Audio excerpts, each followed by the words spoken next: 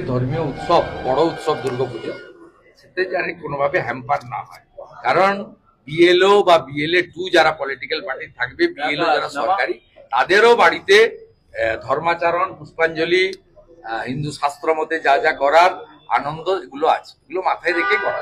গতকাল অর্জুন সিং অভিযোগ করেছেন যে বিএলওদের যে তালিকা তাতে শাসক দলের প্রতিনিধিরা রয়েছে। আমরা আমাদের পক্ষ থেকে জগন্নাথ চট্টোপাধ্যায়, শিশির বাজোরিয়া, সুনীল দাস এবং সঞ্জয় সিং 29 তারিখ অল পার্টি মিটিং এ এই অভিযোগ করেছেন।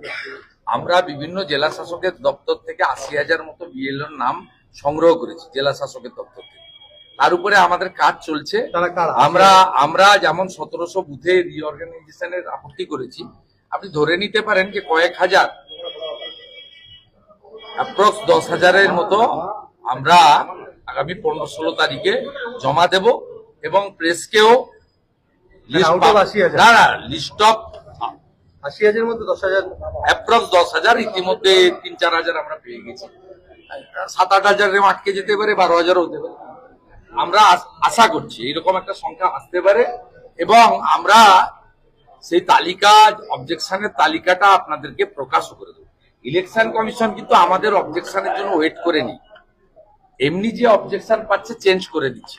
আসানসোলে আপনাদের মিডিয়ার মাধ্যমে যে এসেছিল তৃণমূলের প্রার্থী, কাউন্সিলর পদপ্রার্থী, তাকে কিন্তু 24 ঘন্টার মধ্যে ইলেকশন কমিশন ডিএম বাধ্য হয়েছে চেঞ্জ করতে।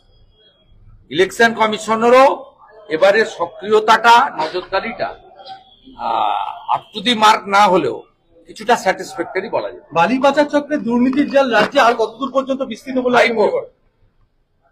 ভাইপো সৌরভ রায়, লুট, হাউসগ্রামের লালন শেখ, পাণ্ডবেশ্বরে গৌতম দেবনাথ, শিউরির জাকির, এ নয়। এক্ষেত্রে পুলিশ প্রশাসনের ভূমিকা নিয়ে কি বলবে? পুলিশ প্রশাসনের ভূমিকা নিয়ে কি বলবে? পুলিশের তো শোকসভা চলছে। পশ্চিম মেদিনীপুরের এসপি তো সৌরভ রায়ের ফরচুনা BMW চলবে।